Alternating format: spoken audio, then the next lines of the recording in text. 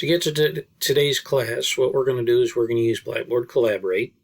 In order to get to Collaborate, you go to the Hazard Community and Technical College website, HCTC case. Just search for the Hazard Community and Technical College website, and you click on My Path, which is going to be across the bar. That's going to be about where this guy's elbow is when you open it up. Once you get into My Path, you'll click on Blackboard. And you can give it a few seconds to open up. Then you're going to go to Courses. Look for the Math 116 course. Go to Blackboard Collaborate Ultra.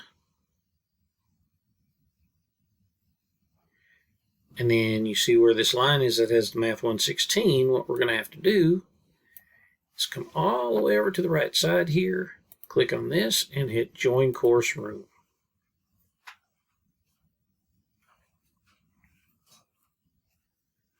And that allows you to start the session. You can click the little pink opening, and this opens up your chat. It'll show you who all's in there.